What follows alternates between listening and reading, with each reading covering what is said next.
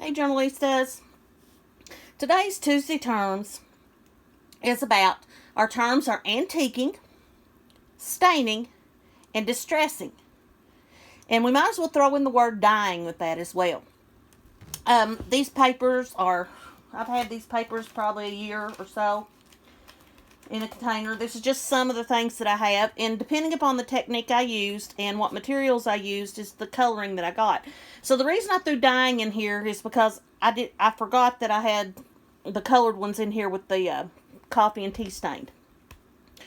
But dyeing, I'm going to talk about why I'm just dyeing, is anything. Any types of you can think of. And staining and antiquing. And traditionally, we think it's brown. Using browns, the tea and the coffee with the antiquing and the staining. It's pretty much all the same thing. It just all bears in mind of what your technique is. We usually call antiquing as if we are using a vat of water and using that vat of water in with the coffee or tea stain. I've used the same technique with antiquing using colors as well. Then you have staining. Staining is a technique that you get by rubbing on. This was rubbed on with a brush. Instead of the browns, it was a blue. Same thing here, using a brush and a technique, staining it with that. Like I said, I'm not showing everything. I'm just flipping through, taking chunks out. I've got all different techniques that I've done things with. This was actually a stamping, but using the same material. I just dipped it in the water in the vat. This one, dipped, what we would call antiquing, dipped in. And something used to get the lines. I can have video after video on how to do things because I've done nothing but play. This one you can see how I used the reds and then added in some of the coffee with it. This was dropping, a staining technique where I just dropped them on there with drops. So depending upon what I used to lay on them, or whatever, would come up. So antiquing we look at technically as where you're dipping it in and pulling out with a coffee or a tea. Like for instance, this right here is using brown marker on this to get, and antiquing would be that type. Apparently I laid the rubber glove I was wearing on this when I did this one and didn't even realize it. And I've got a handprint on there. Well, that's pretty cool. Didn't even realize I had that. Staining is a term usually just because you've rubbed it on using a sponge, a brush, something to spread the coloring onto your paper is staining. Distressing. We all know what distressing is. Using a brush, a sponge, some type of device, something. This is spraying with the same things. And a cardboard invitation. Distressing is when we take, dip in our ink pad or our inks. It can be alcohol inks. It can be anything. And going around the edges and adding some color. We consider that distressing. Oh, let me take a thing here. This right here is a form of dyeing. This is all dye. It's dyed with cheap Dollar Tree crepe paper. That's where these colors came from on some of these. And it gives a homemade texture to the paper too. And FYI, all these papers that are dyed on, that's just a staining technique I did in that shape, are free papers. The papers cost me $0. That's an overlay. When I stained, I laid something to get the designs on there. One of my leftover from my kids. I would use papers that they drew on. Just different things. I think that was a piece of material. Experimenting. Some lace material.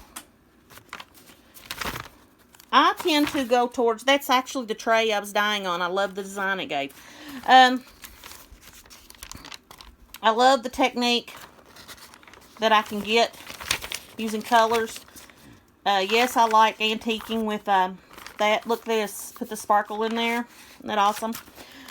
But I am more of a person that would prefer to use dyes, inks, and antique using some sort of color.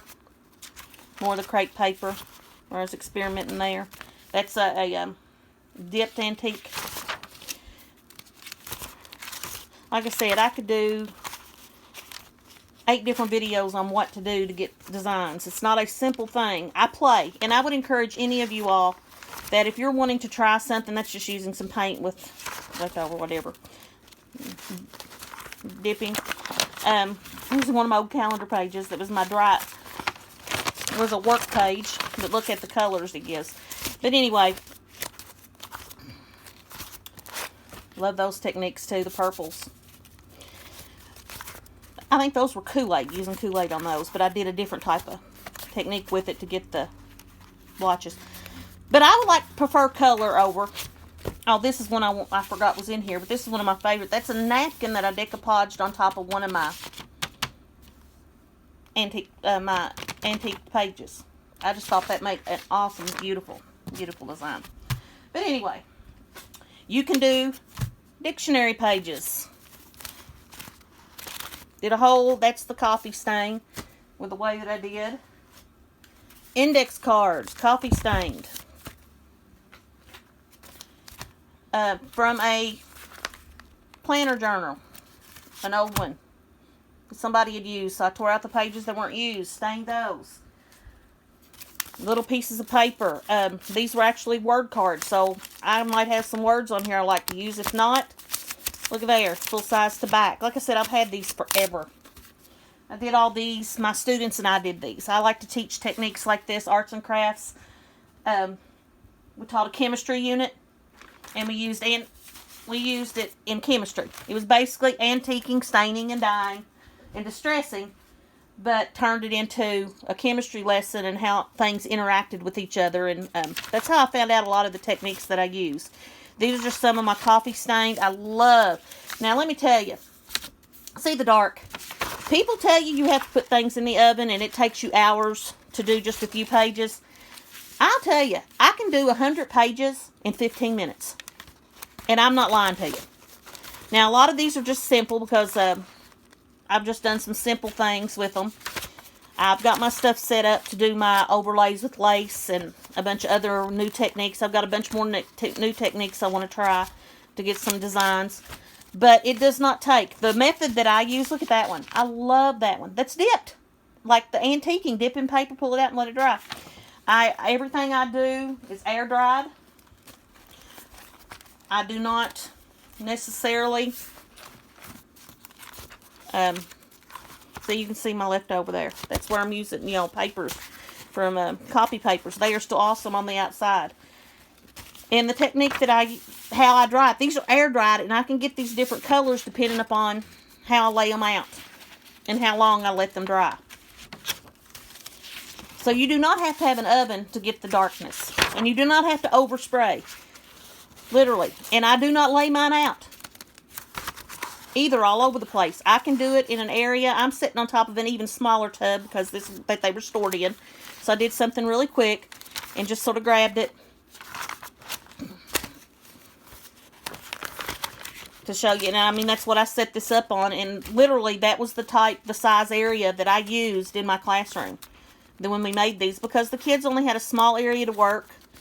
And it was only fair if I used the same amount of work when I was showing them how to do it. So all these can be done in a 1.5 foot area. You need about 12 inches going up and about 1.5 foot going to the side to have enough room. Basically, if you've got a tray, I always call them dinner trays, because we had the trays. If you ate in the living room and watched something on TV, put your food on a tray. That's something my grandmother always did, and my mother. So, or my dad, I shouldn't say my mother. My dad, his mother was the one that always had a tray, because Pops couldn't always make it to the couch due to health reasons from the war. But that's the only type of area you need. Look at this. These are the ones I wanted to show last, and I'm through. I know I'm spending more time than I usually do, but I really wanted to show you the coloring. Look at this dark coloring. These are air dried, people. Air dried. Dipped in, pulled out, air dried. That's it. Look at that coloring. I love that dark coloring. I don't know why I haven't used them in journals and stuff yet. I've used other ones, but not necessarily these. But anyway, journalistas, our terms for today is antiquing, distressing, staining, and dyeing. Antiquing is where you have the vat of water and you're dipping your papers in and pulling them out. That is technically the technique you use for antiquing. Staining, you are rubbing whatever coloring you're using onto your paper, using something to rub it on. Dyeing, that is another word that's pretty much antiquing. Antiquing is pretty much a furniture term that we have adopted into the paper craft, but now we call it dyeing. And then distressing is going around the edges with a color and adding color to whatever your project is. But journalistas, I do encourage you, look for your Thursday sips and tips with Dorcas. She will be going further into this and explaining a little bit, explaining more. My purpose is to give you the definition, and she's going to show you. Maybe if anybody's interested, put a comment in the post here and let me know. If you're all interested in learning how to do some of these techniques, maybe we can turn it into an event where we share some things. I know we're starting the jelly plating. This is just as much fun as jelly plating. And, you know, it's something really simple to do.